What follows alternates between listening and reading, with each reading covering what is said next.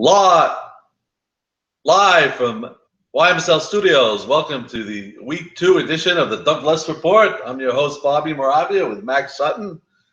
Welcome back, Max. Thank you very much. Another fun week of softball, and the rumors don't stop happening. Well, Max, I've been doing this a long time, and I don't think I've ever seen standings like this after 2 weeks. I think that has to do a lot. That has a lot to do with why there's so much trade talks. Yeah. But yeah, I think as long as I've been playing in this league, 3 0-4 teams to start a season, I don't think ever happened. Ever. But the ironic part about the whole scenario is 1 out of those 4 teams is going to be in the playoffs. Right, that's right. And there's a 2-2 team in the bunch, yeah. Exact's team.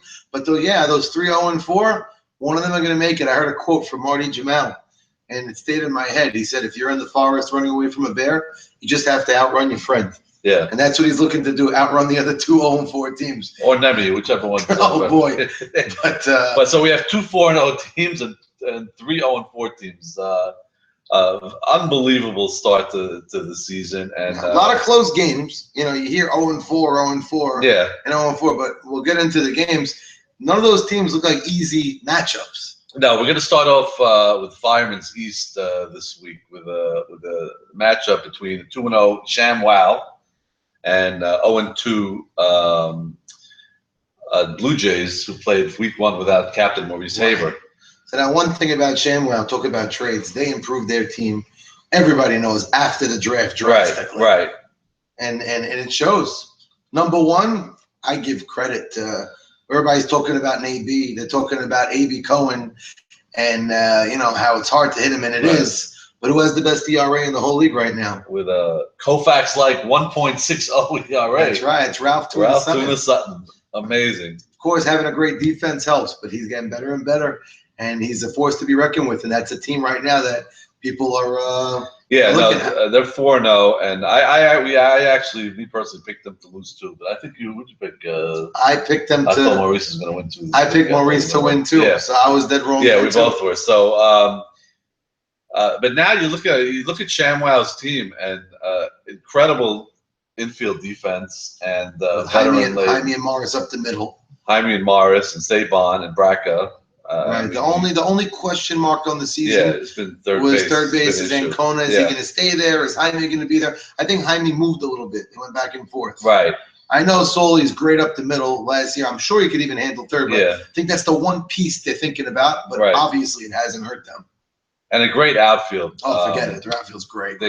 Actually 4 outfielders all, in right field. You have Jake in left, Irwin in center, and both locked down. Nathan and Louis Franco's sharing the spot. And Nathan's playing great. They're hitting great. And I heard he's really, really hitting the ball hard every time up. Yeah. So, we talk about AB and AB Cohen, but I don't think this team at 4-0 is a fluke. Not at all. They're a team.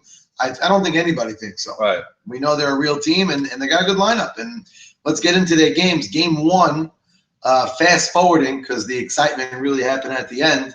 I think ShamWow was up 3-1 in the bottom of the 7th. Right. So only 3 more outs to close the game, and they always say the hardest thing to do is close.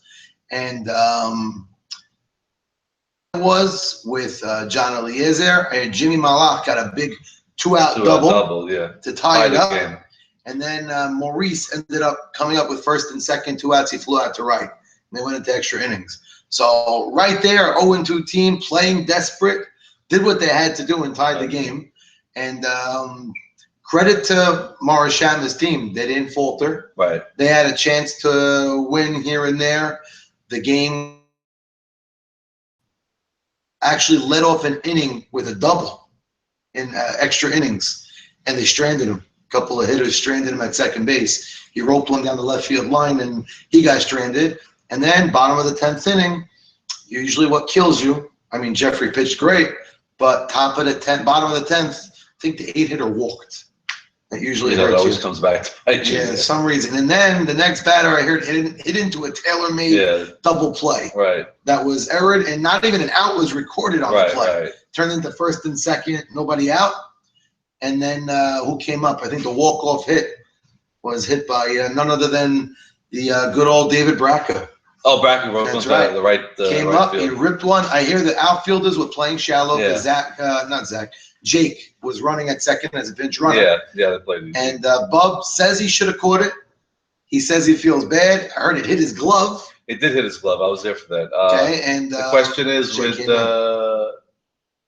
he scored. He scored if it was caught. He was playing shallow. Who was outside? Who was running? Jake Dweck was running. He's fast. I don't know if he would have got it. Well, if they would have caught it, was a rope line. If he would have caught he would have had to make a perfect throw home and everything. I mean, if he would have caught the ball, who knows if he would have left? It would have been one out, first and second. Yeah. Again, you're in a tight spot. First and second, nobody out. Whatever. Maybe he would have tagged to third.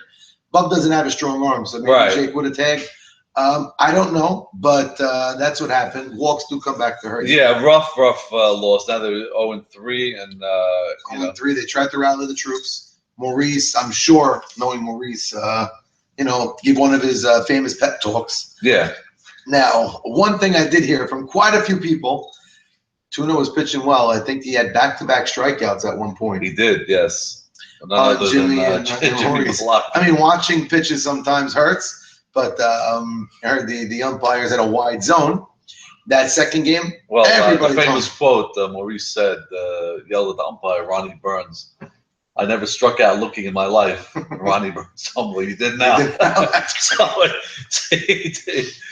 funny. But I heard that second game, the score was 5-2, I believe, right? I thought it was 4-2. 4-2. It wasn't such a ho-hum game, but I heard it was well played. Well, actually, we're up to nothing, by the way. They were up to nothing early. I heard Jake and Irwin running the bases a lot. Yeah. And they're on base. But I think there was a situation. I heard Jeffrey walked the bases loaded to start one inning for the rally. So, and that's when they rallied.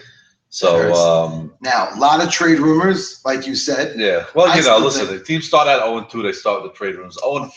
I got it. Like a 5%. But I will say, of all the 0-4 teams, the most positive team that I hear in the background is this team. Talking to guys on their team, they still feel they know they have a good team. Yeah. They know they have something to play with. And of course, like we just mentioned, there's 2 other 0-4 teams. Right. And the coolest thing, obviously, is none of them do it. I don't even think any of them play each other this coming week. Right. Which is actually wild. Yeah, it's amazing. The fact that just happened schedule-wise is incredible. We'll get to upcoming matchups, but there's a possibility of 3 0-6 teams. Yeah. Possibility. Probably not, but the fact that could happen is really incredible. Yeah, it's amazing. So I'm not worrying about that team so much. I think they'll right the ship. But the problem is when you're 0-4 and you're trying to make a trade and you have 2 4-0 teams, they're really not in the market so much. So you're really trying to, you're basically dealing with another 0-4 team. And even if they are in the market, the 4-0 team feels terrible. You don't want to send a guy to an 0-4 team, even if they're not bad. There's something like you have to. There's no emotion involved. No, you can't be too close to them. It's a little hard. It's a little tough. And basically, if you just one 0-4 team trading with another 0-4 team, maybe just trying to change scenery. Yeah, exactly. So which I heard a lot of rumors. That's what I'm saying. It's a lot of deals might happen. The 0-4 teams are talking a lot to each other. So, but the defense of the 4-0 teams, like you said, they're all in it. You're not sending anybody to a team that's not in it. Right. Everybody's in it. You're not sending them to a basement team. Every team has something to play for this Sunday. And I would say the next 3 Sundays, the way it started. Right. Nobody's playing garbage time early. It's not like that. Yeah. So it's not that one really disastrous team. That happens year to year, but doesn't look like it this year. Not yet, at least. Right. So I guess we didn't really anticipate ShamWow being one of those 4-0 teams at this point. And they look great. They look very good. And kudos to them. To Mo Sham and Jaime and putting together some nice trades. And again, on the other team, I still feel they're still okay. I think they're going to be in the mix. Yeah, we're talking a lot of the captains have been talking. They feel the magic number for a playoff spot probably going to be 6. So, which is it's not crazy then. Actually Jeffrey Saka won the last year 6 wins. So that's right. But the way if all of a sudden you have 3 teams 0-6, one of them might be a 4 or 5 team. 4 or 5 team. It's true.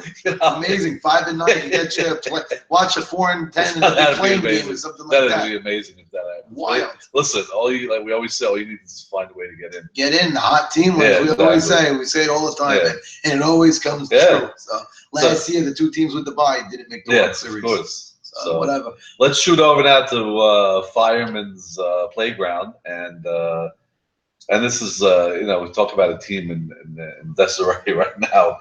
It's the Beastie Boys. Okay, and, very interesting. Versus Big Ball Brand. Big Ball Brand was like a young, happy, fun, early team. Yeah. People didn't think. Yeah, I wasn't too highly about them. I thought they made again, one of the teams without a pitcher at the draft. Right, and they're getting. And that with Mikey. They got the pitcher they wanted. Yeah.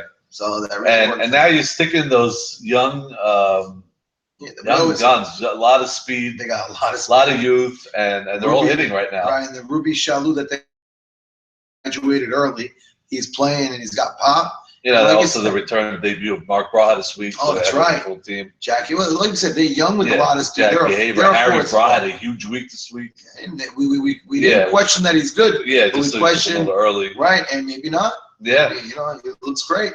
And then did Jackie Haber, and they got a nice bunch, and of course Jack himself, Jack Abadi, Carlos Abadi, who's a winning player. So now on the other hand, on the other side there, you have the Beastie Boys, and a tremendous amount of turmoil in that organization right now. This one I heard a lot of stories. Yeah. Sometimes you say don't believe everything you hear. Because I'm hearing there were a couple of guys pulling off an old, maybe I'm not supposed to say names, but there was a player a couple of years ago who showed up to the field throwing up in the parking lot.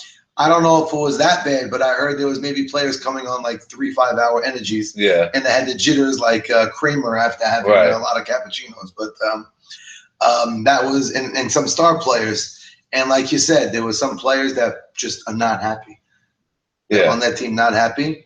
Jack Jamal has been a captain forever with Marty and proven winners. You think, people would have trust. We said at the draft, there was a lot of Jamal-like type players that they drafted. Some questionable picks. Not that they're not talented, but not to what they're accustomed to. Right, not their clubhouse type. You think Jack Jamal, immediately Mo Shammah comes to mind, and Jake Dweck, right? That same nucleus. Right. And they were very successful with it. Erwin Cohen's, it was very. It changed. Yeah. This draft had changed a little bit now. Like you said, they got a lot of talent. Yeah. And it's just not meshing yet. Again, we're only 0-4. This week, the great news was Ralph Hannon pitched very strong. Very good. In the first inning to jump into the game. He gave up 4 runs in the top of the first game. Right. I don't know. I didn't hear much if it was errors or not. I think it was mainly hits, always sprinkled in the softball with a couple of misplays here and there.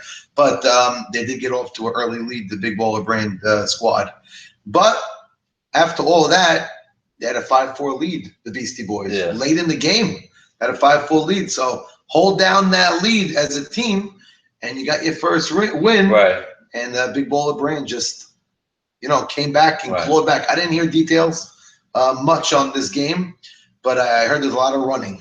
Like you said, they had some speed. So, now the big question is, I would say by the next game, it's probably going to be a different squad. Different squad completely. There's a lot of rumors of unhappy players. Yeah.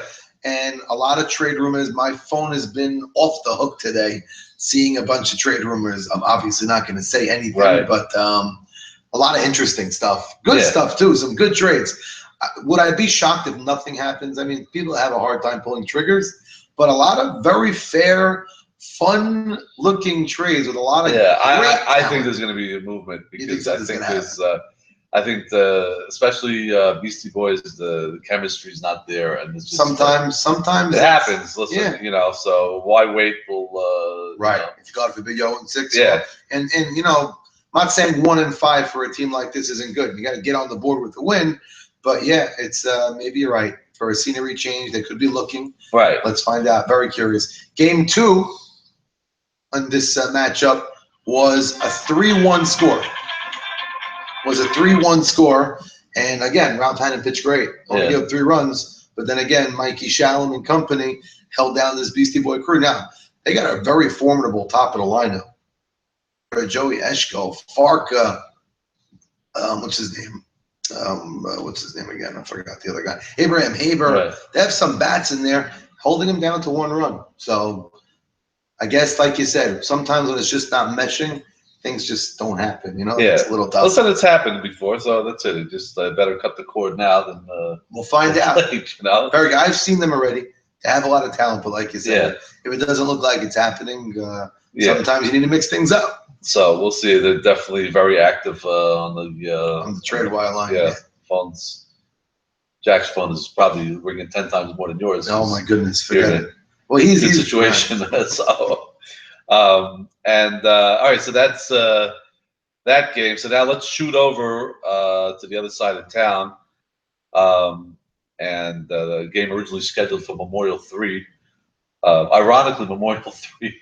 I heard it was gorgeous infield. Oh, the infield was magnificent. Great. The outfield was flooded, a lot of water on it, and it was unplayable. I happen to love that field because I play the infield. The infield looks amazing. Yeah, the outfield's a little bit rough. I know that some of the outfielders complain. And this week they shot over to Memorial 2. The Long Walk. I heard the field was great. I heard the field was okay. Yeah, the field was great. Yeah, it was fine. It was just it's just a trek to get out. You know, you always have that. Amazingly, you always have the sidelines between third and home, always underwater. Yes, the way it's situated, I guess, the way it runs down. Yeah, so it was that was another issue. Was the field was great, but the sidelines were. It's a little mucky and hard. Now this is an interesting matchup. I mean, you know, we both predicted Al Davis to get swept, but not the way they got swept. No. Now last week when we were on the air, they didn't have we didn't really know the status of Ike Edid. He was out for the year, it turned out, with his rotator injury, and they acquired welcome back David Gindy, who in his day was right up there. Oh my goodness! I didn't really see David. So right when I came into the league in a night league situation that we played in, he was phenomenal. Yeah. I heard he was one of the best. Yeah, and not only is a pitcher, a tremendous hitter, tremendous hitter. So. You know, but he hasn't played. He's played once in the last 7 or 8 years, maybe 10 years. So, and when he played, he made the playoffs with the Hurricane squad. I remember. So now you look, he's taken over with Edid, but again, we don't even know what Edid was bringing to the table. So it was it was almost a wash. And it's funny. The first thing everybody on that team, both sides told me, whether you on the Al Davis team or the A.B. Cohen team, Lee Zaccaria, Brooklyn Cyclone team, the first thing they said was David Gindy pitched great. Yeah. Everybody had credit to give David Gindy. They say he battled through strikes. He was around the zone, and he competed, and he pitched really, really well. Well enough that in game 2, I mean, we'll get back to game 1 in a minute, but I think he threw maybe a one-hitter. Maybe it was even a no-hitter into 5. You know, 1 or 2 hitter to the 5th inning with a 1-0 lead. Wow. So if you're doing that, you're doing something right. He pitched really well. Yeah. So welcome back, David. He has big shoes to fill. And he's got his battery mate, his son. His son, that's great. That's always fun. So that's good. And so listen, you know something? They lost to right now, game 1 was dramatic. 5-4 game. Right. Game 1 was it 5-4, 6-5? 6-5. 6-5. Game 1, it was 5-2. Lee Zaccaria's team with Zoltan and the whole crew were cruising to a win, and Morris Harari, I heard, was smoking the ball all day. Big day. Not just one at bat. I heard he was hitting A.B. Cohen. A.B. said this guy had my number. Hit a bomb of a 3-run homer to tie the game. This was this is in the bottom of the 7th. Wow. So that's unbelievable at bat. And it's funny, on our field, I was across the Memorial 1. We thought Al Davis won their first game. We saw them cheering. So like, wow, something. And then I just saw Jackie Towell was still in the outfield. Yeah. Like, oh, I guess they didn't win yet. But ended up being, they held them down after that. A.B. Cohen buckled down and got him out of the inning. Came to the bottom of the 7th. I think that was the top of the 7th. Right. The bottom of the 7th with 2 out, nobody on. Jackie Towell, who started the season on a tear. This is the old JT from 2011. He's playing like the first pick overall type. He's playing a phenomenal outfield from what I hear, and he's locked in at the plate right now. Well, he came up. He's about 6'18", I think. Oh, that's unbelievable. He had a hard ground ball up the middle that may have been bobbled, but when JT puts it hard like that, you bobble it once. Yeah. He's going to get to first. JT made it to first base. Lee Zaccaria hit a line drive, base hit. Not straight at the center fielder, from what I hear. I hear it was in like left center between Ali and Billy Miz. Right. Ali fielded it. Jackie went first to third without thinking, but then just didn't stop. And Ali started running the ball and taunting and peppering him. And Jackie just took off to throw his late. Ball game over. Towell scores. Brooklyn Cyclones 3-0. Wild way to end the game. Yeah, and Ali, to his credit, took the blame for that. He said, "Okay, I didn't see the play, but that's how I was told to play." Said he held on to the ball. And A.B. Cohen, I hear, is just humming. He's pitching unbelievable. There was a couple of guys on the opposing team. Ike Mavora had a great day hitting. Eddie Michon hit the ball really hard. A couple of guys, but I think he echoed, as they say, at the bottom of the lineup. Yeah, well, that team, unfortunately, the bottom is a little weak. It's a little weak. So AB had fun playing with the bottom of the lineup. Yeah, but very top. The top is, and to their team's credit, I think they're no pointing fingers. Nobody wants out. Nobody's good. I think they feel that they're, one win away just to get a win under the belt. So okay. Be, very so Eddie's the right. And if Kindy continues to pitch like this, they could be there. Now Eddie's the captain that is the right captain to keep it a bunch together. He'll keep telling them we just got to get to the playoffs. That's the goal. Right. Get to the playoffs. Anything can happen. And you do still have Ali. You still have a guy that could. Right. I'm sure they've been working the phones. Right. Oh. And I'm sure there's been offers out there, and all the captains know. But like you said, this is still a team that has ball players. Yeah. Game 2, as I alluded to before, the Al Davis squad was up 1-0. I don't know how they got the 1 run, but they were up 1-0. And with 2 outs late in the game, sophomore Joey Cohen, playing third base on this team now, lined a single to tie the game. So big hit with 2 outs, I believe. What inning was that? You think? I think it was the 5th or 6th inning. Oh, that was the one getting the And I think that was the 1 inning where stuff started happening. Right. And then they went on to score a few more. And the final score was 3-1, I believe. Maybe it was 3-2. Right. They came back. Well, it was 2-1 game. It was 2-1. 2-1 was the final. Yeah. I said they scored only 2 runs. Right. And that was it. So, there wasn't much. You got to give A.B. Cohen, obviously, pitched great. And Jamie Dweck here's playing a great shortstop. Yeah. He didn't hit much. Make it every single play. Everybody didn't hit much. He's playing a great short. And this team is ranting and raving about DK. Well, everybody's telling me. They're ranting, saying they have a great team with Lee and JT and Joey Cohen and Jamie and they have Ruby Saka playing, but they're all telling me DK is playing out of his mind and making every play. Well, DK in the outfield, he is getting into a lot of stuff. Like, he'll run through a brick wall. Sometimes it looks like he gets a late jump or this and that, but he's got speed. He gets speed against every ball. And he hits the cutoff. He doesn't have a strong arm, but he always gets the ball to the right spot.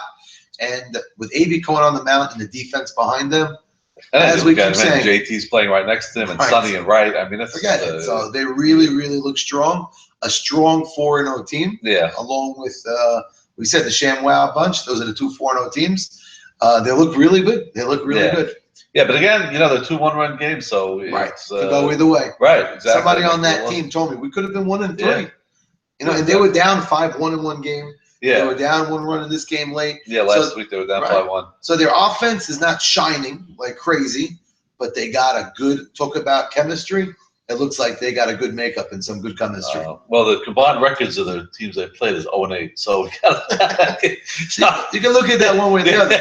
You can say those 0-8 teams face a great team, or maybe these guys face easy so we really got to see what down the road. That's a very, very good point. So let's shoot over to your game on Memorial 1. Again, you went up a team that has their captain making his debut. Right, he's back. A.B. Saka, and ecstatic that they got a split somehow the week before. He came in kissing every one of them. Yeah. 2 kisses on each side of the cheek to every guy, even Nemi. But and it was and a surprise appearance by Albert Roditi. I think he was. Yes, he pinch ran. He slotted with Nemi. I wish him a full it looks like recovery. He looked good. He's running. He claims he's going to be ready this week, so we'll see. I hope so. He has a stress fracture. He's got to be careful with it. But before we start with your team, so I'll say, unfortunate loss the night before. Oh my goodness!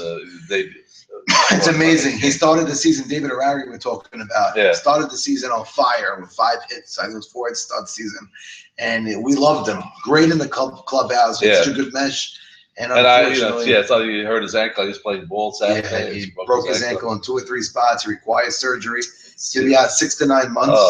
I wish you a full refuah, full recovery, health, and nobody ever wants to hear that.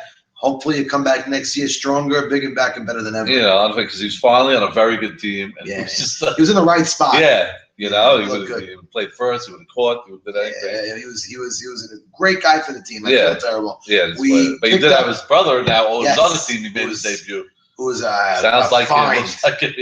Yeah, we got a find. I got him in the 11th round, and He's a real ball player. This kid, we'll talk about him. But I'd like to welcome to the team. We picked up on waivers. Victor Dweck. Doug Less is his son.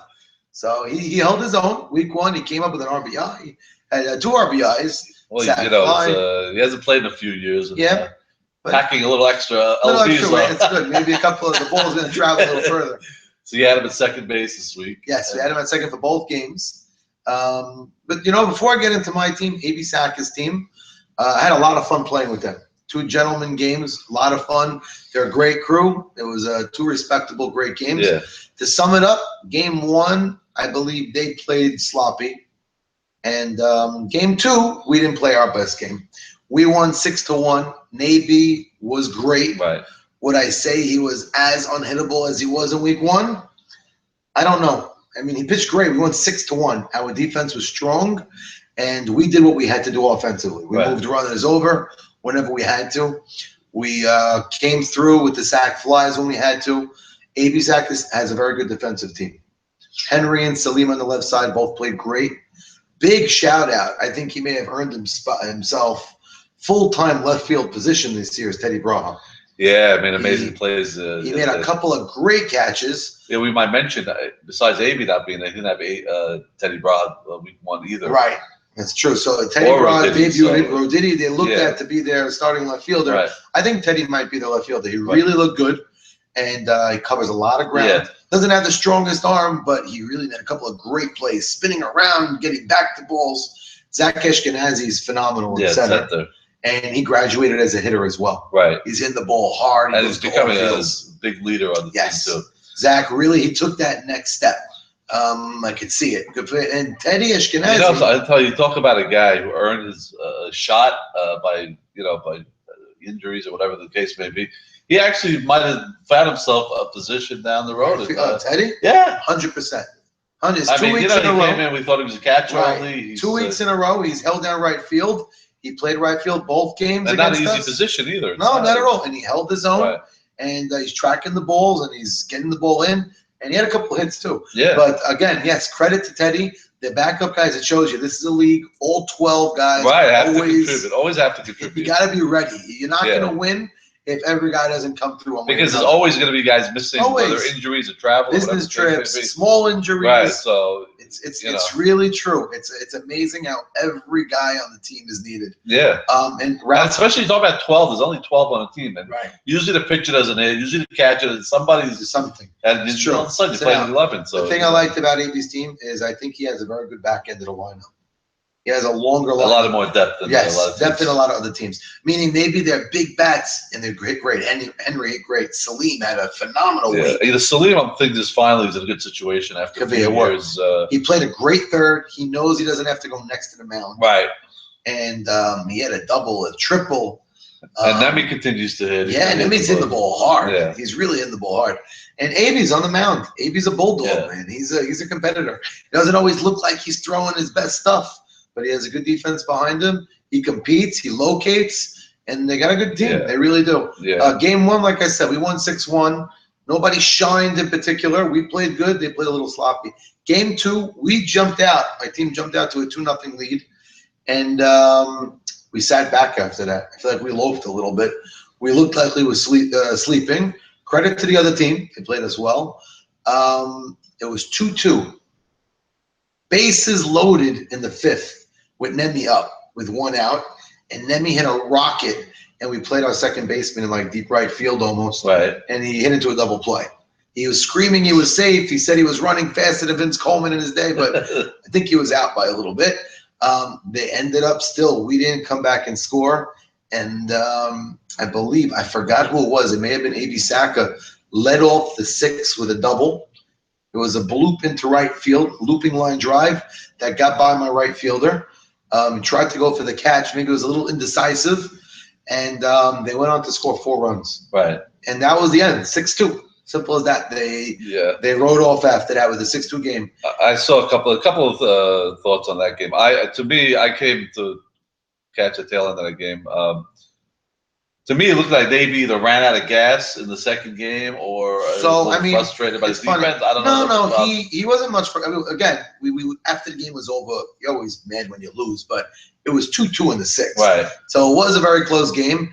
You know what? I'm not going to call it on anybody. There was a couple of defensive mishaps by some of the great defenders on our team. It happens. It's softball. He wasn't as comfortable, maybe in general, he said, as he usually is. Right. He didn't feel, not about the team, he just felt himself. Well, you know what? Maybe he needs his father behind the plate. By the way, it's not a joke. Eli Harari, who hit great his opening day, hit the ball hard. I don't even know what his stat line was. I remember him hitting a big double, but he hit the ball hard. He's a ball player. He's a righty or lefty? And he hits righty, fields righty. And he caught both games for us, and I give him a big shout out because he said, I'll catch game one. My pleasure. Navy wants a good catcher, needs a good catcher, keep him in rhythm. And because after he did so good in game one, it worked out. He said, I'll do it again game two. And I give him a lot of credit for that. Real team player. Big team player, great attitude in the clubhouse, this guy. Right. So I'm so happy I drafted him. Looking forward, and he's a very multiple player. He can do a lot of stuff, like outfield, infield. So we're going to work around with him a lot. So we're 3-1. I guess we got the Nahas hit off of us. Everybody was telling me, "Oh, you guys are never going to lose ever. Play 3 seasons. You're going to be better than the whatever." So you know what? We got humbled a little bit. Always good to get a little humbled. Right. We're confident. I'm a confident bunch. A couple of questions. It looked to me like Mo Mallow was hobbling a little bit. Yes, so he pulled his quad a little bit. Right. He did. He pulled his quad muscle, I believe his right quad, and he was hobbling. And that being said, he still got on base every time. Kid's a phenomenal hitter. But, yeah, he was a little gimpy. I spoke to him today. He played hockey that night. Oh, good. I don't know how happy I was that he did that, but he's 21. Yeah, he felt good. And he told me today he's feeling much, much better. He's good to go, ready to roll. He got his massage. Very quiet. Very quiet boy. Yeah. Hard to get a read on sometimes. He tells me he's loving the league. Tells me he loves the team. I don't know. I try to talk to him. I can talk to a wall, and he just doesn't. Remember, Zach Ashkenazi came in quiet the first couple of years. Okay, so I made him on by week 3. Yeah. You got to feel the way through. I got you. He's quiet, but he's a great teammate. And he continues to play a great third, even while he was hobbling. Yeah. Makes every play a third. Yeah, he's coming to hitting about 417. He's phenomenal, and he's in the ball hard. Man. He's really. And Joe Greenberg holding up in the center field. Joe Greenberg's playing a very good center field. No issues. He had one play where there was a deep fly where the cutoff throw, he threw it a little bit high. Yeah, it looked like off balance a little bit. Off balance. He wasn't exactly. Maybe he should have set his feet a little bit. But otherwise, he's getting to every single ball, and he's a force. He's I don't know what his stat line is either, but he could hit, and he's a fast. Yeah, he's hitting over 400. And he's a fast runner. Yeah. So he right away acclimated to the league. Yeah. He was waiting for this opportunity for years. And he knows a lot of these pitchers. Yeah, and he's played with a lot of these guys already. Also, he played within Brooklyn League, the Night League. He knows the league, so he's great. Yeah, he's great. So you're happy with that. Elliot Sacco was my player of the week. I mean, we split, but he hit great. And he played a great left field. Elliott really came to play on Sunday. He was rolling.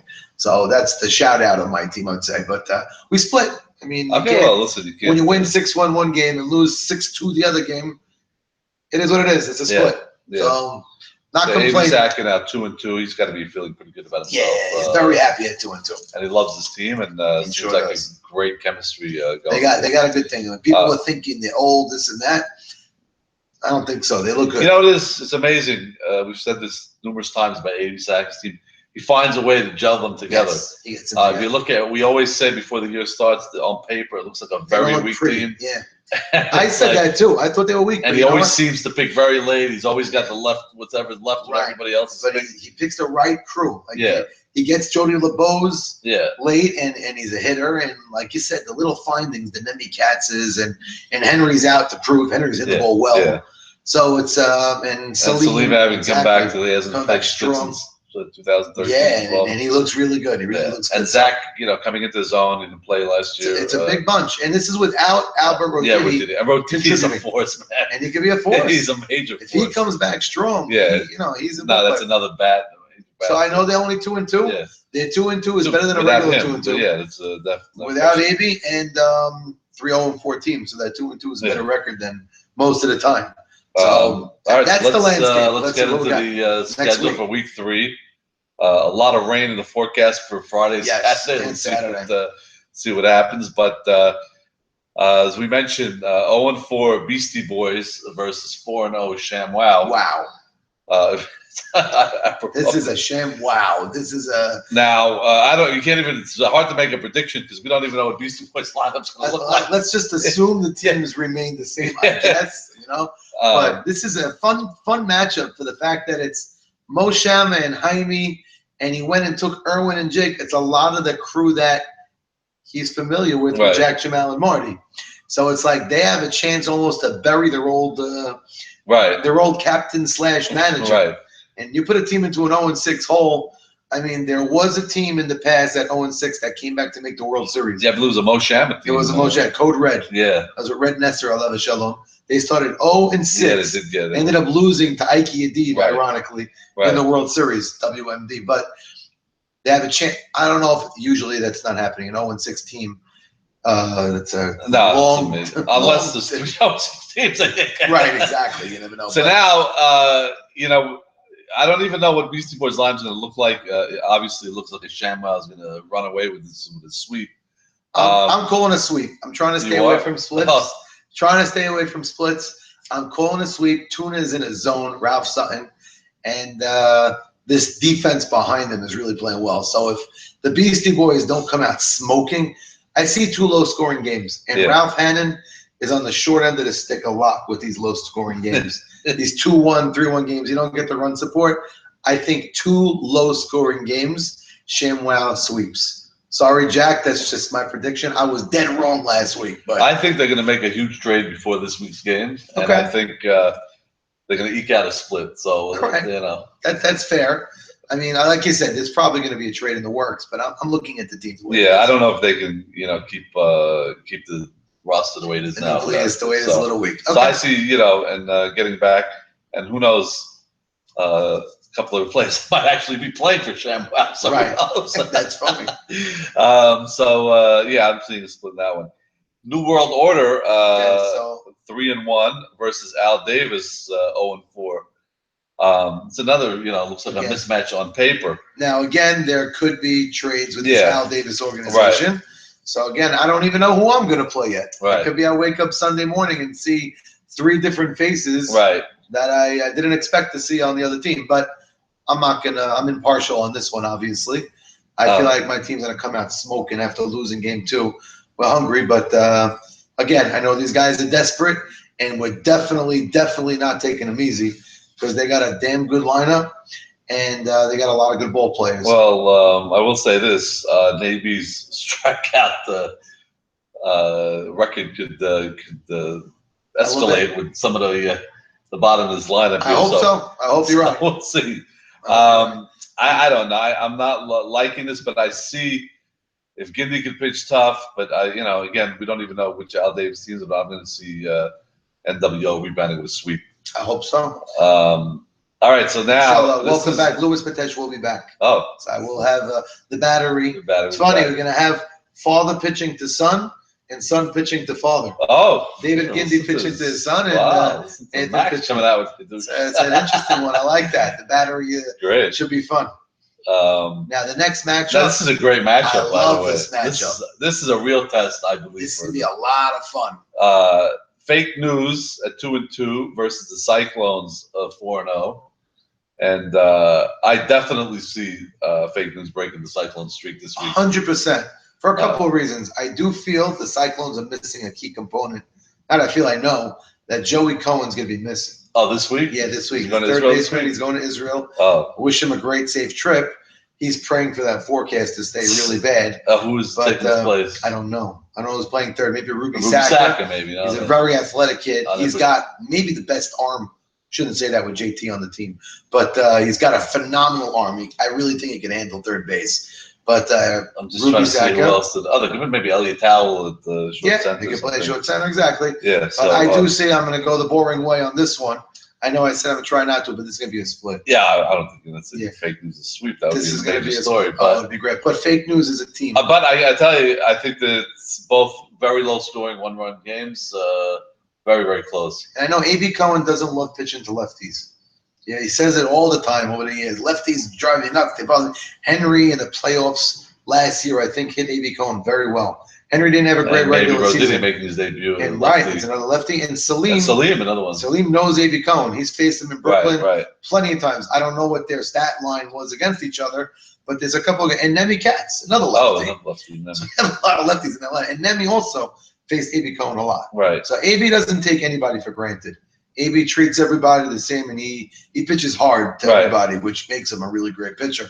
But not an easy lineup, these guys. No, and, like you mentioned, a deep lineup, no easy outs, and those scrape. And I think it's going to be a low-scoring game. Oh, so sometimes those deep lineups can help late in the game when it's 2-2 and the back end of the lineup comes through. I see a split. I really do. Yeah, but maybe you did mention big loss of Joey Cohen. Yeah, it's going to be. Now the final matchup, another 0-4 team, the Toronto Blue Jays versus Big Bull Brand, 0-4 versus 3-1. Wow. So this is a fun matchup. This is Jeffrey on the mound. Jeffrey versus Mikey against Mikey. It's a lot of heat on the mound. Yeah, you know they both dominate out there. About fiery, exactly. A fiery group. Now basically the Blue Jays fighting for their lives at this point. And Big Bull Brand, I got to admit, at 3-1 surprising me a little bit. But I love their youth. I love the way he built the team in the beginning. I agree with you, and it goes before the trade also. I looked at the team and I thought maybe they're lacking pop, and I wasn't sure about it. But the more you look at it, Harry Braha grew into his own. He's got pop. Yeah. Jack Abadi has pop. And they have a lot of legs on that team, and now they got the pitcher they want. Not only that, but I think the schedule maker has been very kind to them at the beginning of the year. Okay, it worked out in week 1. Right, without AB. Who they play last week? Jamal. Jamal. But there was 2 good games there. Yeah, so but true, I hear that. We'll see now the 0-4 Blue Jays. I think it's going to be 2 close games. I don't see a blowout, but I do see the Blue Jays coming out with both games. Ooh, wow. I'm going to go on to say that. Again, this is on because I just don't want to say split. It's too boring. But 3-3, they're right in the mix with everybody. I think the Blue Jays are more desperate. Yeah, they really are more desperate. And the Blue Jays have a lineup. I mean, A.B. Cohen, John Eliezer, Jimmy Malach, Maurice. Yeah, they're definitely. A.B. Dweck, Bub. It's a good lineup. So Mikey's not going to have the easiest. It's not an easy job. He's been doing great, and he holds down these lineups.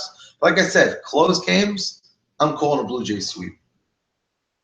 What do you got? A Blue Jays sweep. Wow, it's 0-4. Chucky Betty's calling you now.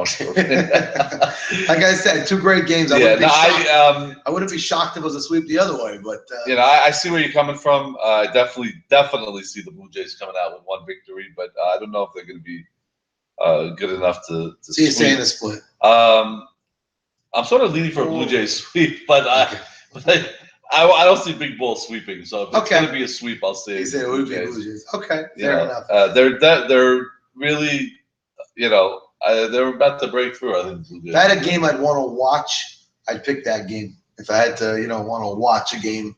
Well, you do have some, the dilemma, a lot of fiery teammates. Could be Jack Abadi, Maurice Abrams. Yeah, that's a game that could be a lot of fun. Yeah, exactly. Jeffrey, I'm sure, is going to come out. He don't want to start 0-6, so he's going to come out with his best stuff. He's going to be ready. He's going to get stretched by Rosanna. He's going to be ready to roll.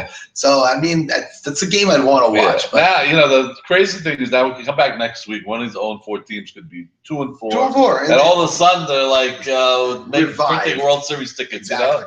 2-4. That's all it takes. 2-4 and in the playoffs. Yeah. Not 2-4 trying to get there. 2-4 the last playoff spot. Exactly.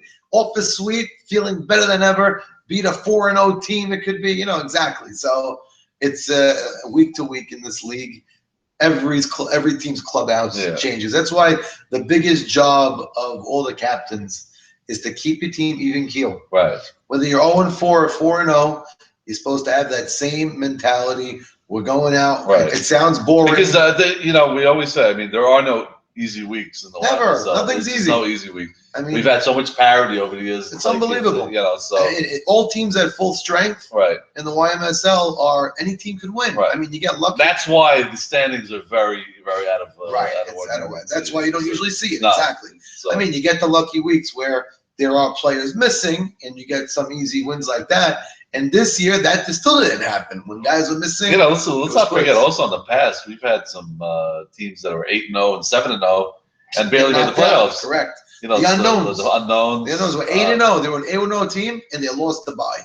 And they ended up getting knocked out first round. And I remember the Ali Marshall team, either Marshall or one. They started at 7-0 with Red. Yes, and they got into the playoffs. And they barely made it. They lost in the first round and second round. So it does happen. You're right. You can't peak too early. Yeah, you got to. It's better to peak late, actually. Exactly. You got to stay pedal to the metal, and the key is to get better and better. Whatever your record is, get better and better as a team, and stay positive. Right. I mean, easier said than done. And like you said, chemistry is a big part of that. And everybody. And the cure to chemistry is a W. It's always the answer. Right. All of a sudden, all of a sudden, the chemistry goes out the window when you get a couple W's. So true. Exactly. You know? That's why talent is big, but everybody wants to come to the field and have a good time. Yeah.